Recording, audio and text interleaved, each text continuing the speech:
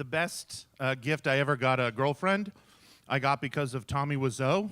And if you don't know who he is, I don't know what's going on. You can Google him. He wrote and directed a movie called The Room. It's one of the worst, best things I've ever seen in my life. He's very enigmatic. He looks like a vampire. He is exactly how he presents himself in real life. And 7 years ago, he came to Portland for the first time. One of my best friends hosted him for screenings of his movie, and we spent 3 days with him. And this culminated in this very strange evening of a small, intimate party that ended at a vegan strip club in Northwest Portland, where he was very uncomfortable. We were all uncomfortable. It was the saddest strip club you've ever seen. It was all exactly as it should have been. And by this point, there was about 20 people in this cadre of people following him around. And near the end of the night, he said, I think I want to go back to the hotel. So we came out and we stood in a circle just in the parking lot. And he was standing under the awning, so shadow fell perfectly right in front of him. And he stood and sort of addressed the troops for the last time that evening and told a story about water skiing was in there. It didn't make sense. But he spoke to us for a little bit, and he was accepting an award. I was thanked several times for duties I may or may not have it was fine.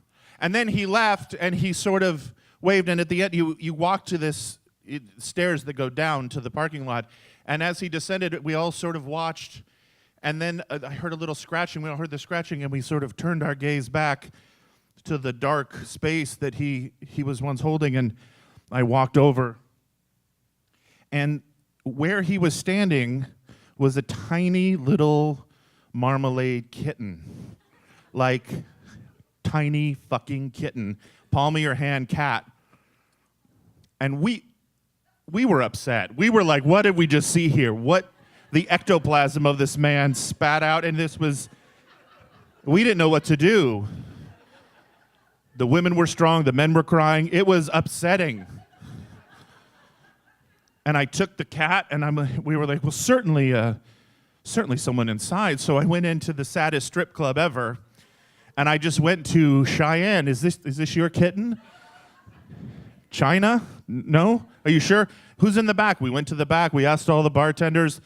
No, this is no one's cat. There's nothing really around. No cat couldn't have escaped from a home. This cat dropped from Tommy, and I knew that I was going to give it to the girl I was seeing because this is great. So I did. So the next day I called her and I said, you should come over. I got something for you. And she came over and she knocked on the door and she said, did you get me a cat? I'm like, how did you know? I don't even like cats, really. This would be weird. She's like, I have a feeling. And I'm like, yeah, I did. And we went to where I was keeping the cat, and she said, oh my God, this is exactly the cat I would get. And I'm like, what do you mean? She's like, this is the exact everything. And I'm like, well, I'm really good. And so she took the cat, she took it home. And I swear, she had no idea. I didn't even tell her the story before she started calling it Tommy. Is what I was doing. Like, this is all weird. I'm still a little freaked out by it. She takes the cat home, and Tommy's great. She has a little dog already named Bill, who hates everything. Hates everything. 10 minutes with the cat, they're sleeping together.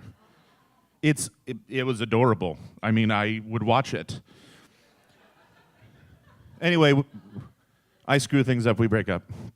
A year later, she calls me, and she's sort of upset, and I said, what's wrong? She said, Tommy got hit by a car. And I said, what do you mean? She goes, I was out front watering, and he kind of ran out and got hit by a car. I said, you saw it? She said, yeah. I said, oh my God, I'm so sorry. She said, no, he's fine. I'm like, what do you mean? She's like, no, he's fine. He limped for a little bit, but now he's fine. Okay, weird. Another couple of years go by, I run into her, and we're talking, and I ask how the animals are. She goes, oh, Tommy got a little banged up. He fought a raccoon family.